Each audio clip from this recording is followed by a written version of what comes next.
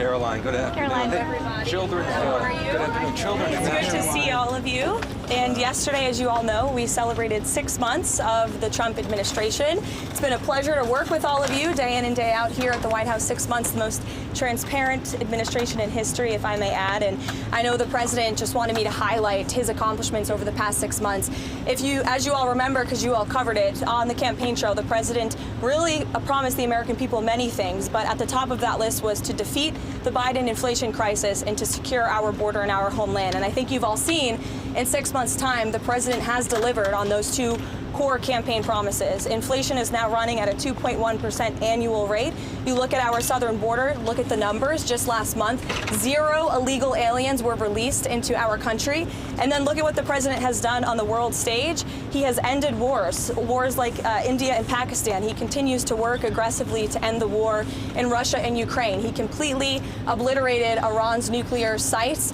He has continued to hopefully negotiate a ceasefire between Israel and Gaza to end that conflict and release all of the hostages. We've seen many of the hostages released as a result of this president's efforts. And this president is working around the clock every day to deliver on the promises he made. You also look at some of the cultural issues, to abolish DEI from our federal government and our military, to effectively end men and women's sports, which is a huge common sense policy that the American people support. And then if you look at the president's strong executive orders that have effectively ended the chemical castration of young children in our country. Just today, Washington, D.C. Children's Hospital in this city has announced they are no longer going to be prescribing puberty blockers to minors. This is a huge win for America and our children. There's certainly more work to do, and the president is doing it right now, and he will continue for the next 3.5 years. But certainly we've accomplished so much in just 6 months, and I'm happy to take some questions. Go ahead. Was the president serious, or was he joking this weekend when he said he might block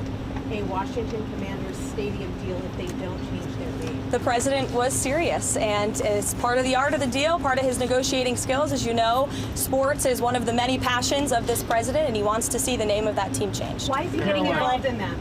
Why does he see that as part of his purview? I think you've seen the president gets involved in a lot of things that most presidents have not. He's a non-traditional president. He likes to see results on behalf of the American people. And if you actually poll this issue with sports fans across the country and even in this city, people actually do support the president's position on this and the name change. What's the White House's reaction? Michael, go ahead, and then Mary, you can go. Thank you, Caroline. What's the White House's reaction to Senator Chuck Grassley today releasing the formerly classified Clinton annex showing that the Comey-led FBI failed to fully investigate Hillary Clinton's use of a private email server, also failed to really look into thumb drives with potential national security risks on them, and emails from President Obama?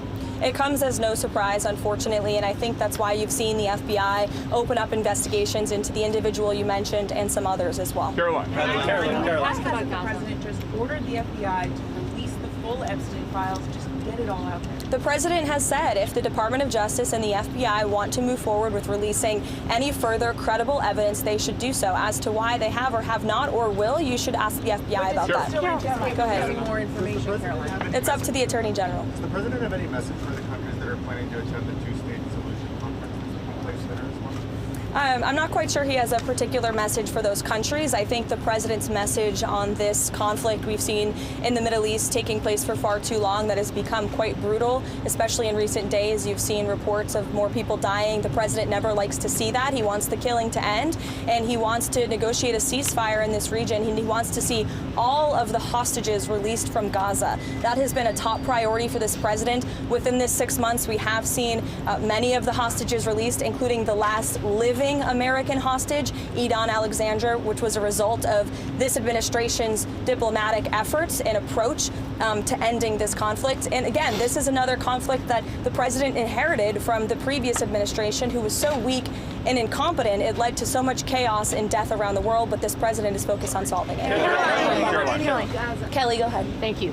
So at 6 months, the president is also experiencing some pushback from members of his own MAGA base, especially on the matter of the Jeffrey Epstein files.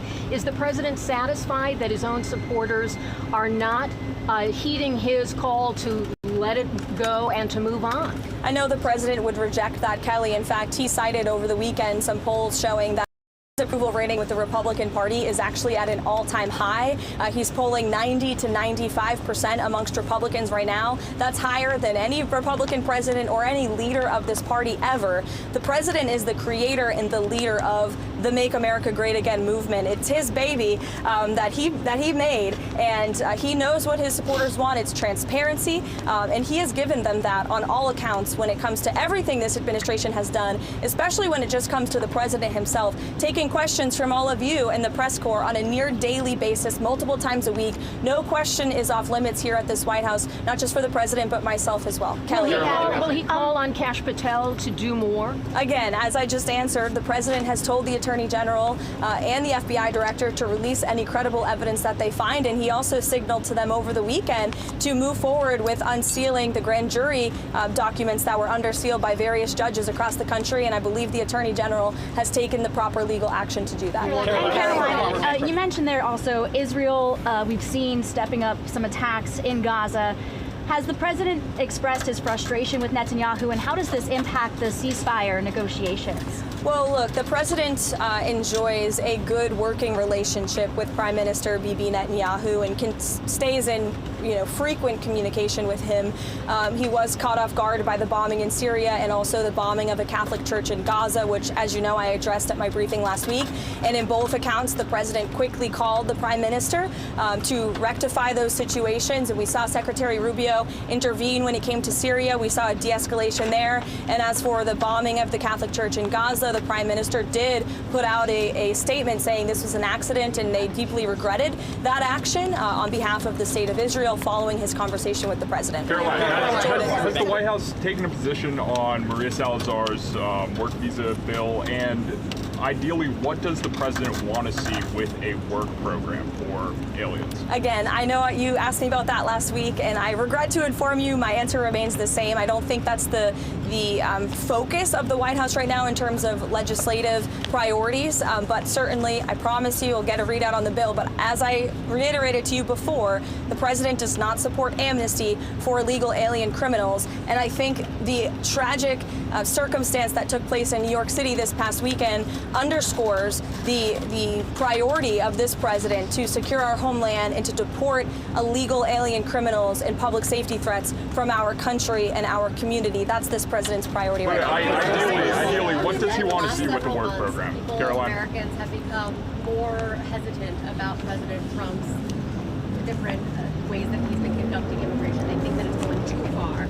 Is the White House going to limit any ways that it is enforcing immigration across the country? I think the Trump administration is going to continue to focus on removing public safety threats and illegal alien criminals from sanctuary cities. The president himself has said that's the priority for him in this administration, which the vast majority of Americans do still support, removing illegal, heinous criminals from their communities. And ultimately, the best poll that was ever taken was on November 5th, when nearly 80 million Americans voted to re-elect this president, largely because of his immigration policies. And we've seen they've been a resounding success. Again, 0 illegal aliens were released into the country last month. That's a good thing for all of us standing here and for Americans across the country. There are reports that President Trump or the FBI agents going through the Epstein files were told to flag President Trump's name if it came up. Is that something the president was aware of, or something that he directed those agents or the Department of Justice to do? I don't believe that's something the White House was aware of. You'd have to ask the FBI. Caroline, is President Trump satisfied with how aid's being distributed in Gaza right now?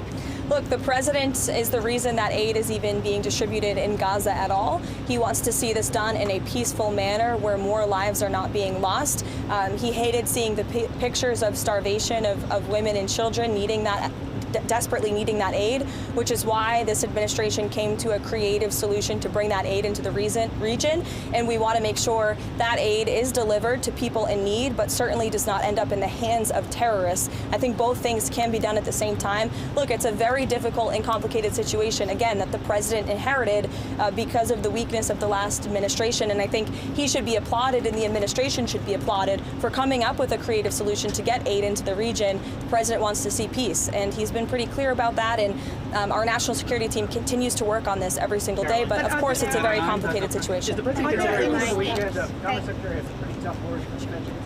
Hi, Mark. You're sneaking in back there. I know, I wish I was taller. The Commerce Secretary over the weekend had some pretty tough words for Federal Reserve Chairman White House has kind of sent some mixed messages whether or not his job is safe or not. Will Powell be allowed to finish his term as Federal Reserve Chairman?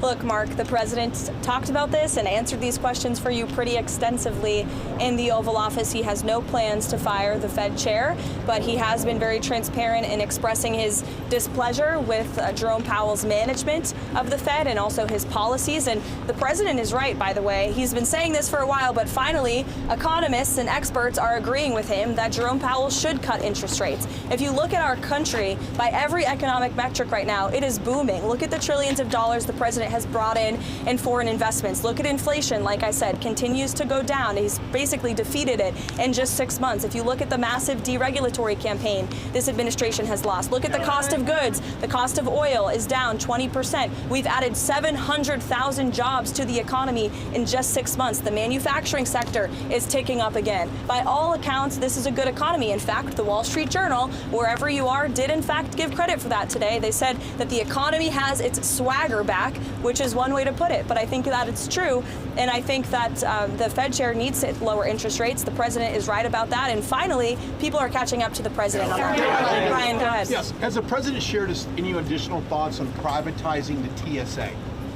Privatizing the TSA. I haven't heard him talk about that, but perhaps it would be a good idea. I think we can all agree there's a little bit of bureaucracy when you move through an airport, but I'll get with the president, or perhaps you can ask him yourself next time, Brian.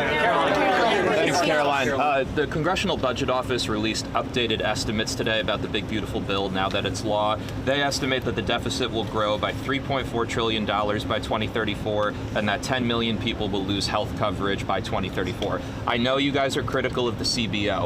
More broadly speaking, is there any concern from the administration that this bill, now that it's law, will increase the deficit in any way or remove anyone from health insurance that they have legal citizens? No. Look, this bill was a great bill for the American people. It was the largest tax cut for middle and working class families in our nation's history. And the president wants to see this country get our fiscal house in order. That's why this was a fiscally responsible bill, one of the most fiscally conservative pieces of legislation for its size that has ever crossed through Capitol Hill. And the president wants to cut our deficit. That's why he's effectively using tariffs to bring more revenue into the United States to ultimately pay down our debt that has been created by presidents on both sides of the aisles for many, many decades. There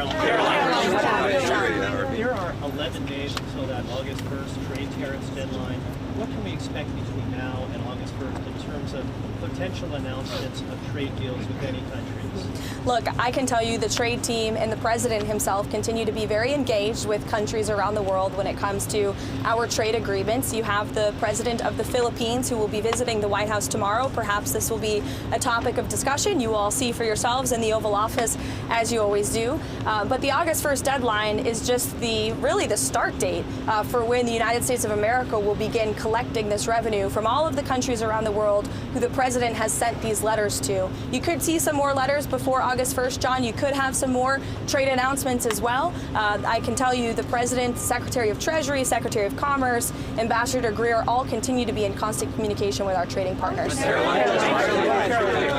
Yes, sure. Thank you. How did you see the tariff negotiations with South Korea being fundamentally different with those in Japan? I can check in on the status of the South Korean trade talks for you. Special envoy is visiting Lebanon regarding disarming Hezbollah. Does President Trump still believe diplomacy? Who is visiting? Tom Barak. Okay. Special envoy Tom Barak is visiting Lebanon regarding disarming Hezbollah. Does President Trump still believe diplomacy can work with Lebanon while Hezbollah keeps its weapons? Look, I think the president wants to see diplomacy work with Lebanon and all of the partners in the Middle East. You know, the president has been very clear when it comes to his priorities for Iran. He obliterated their nuclear capability, and I understand that the administration continues to be open to talks with Iran if we deem them necessary. As for Tom Barak's trip, I know the president supports him and he's doing a great job in Syria. Caroline. Thank you so much, Caroline. According to the House Judiciary Committee, the Biden administration sent nearly $1 billion in taxpayer funds to the left organization in Israel to oppose Israeli Prime Minister Benjamin Netanyahu. What is the White House reaction? Well, it's not a surprise to me that the previous administration sent billions of dollars overseas for useless priorities that don't advance America's interests. We've seen a lot of that, which is why this administration has been very focused on clawing a lot of that money back and making sure the American government is spending American tax dollars on America's priorities. Thank you, guys. I'll see you later. Thank you.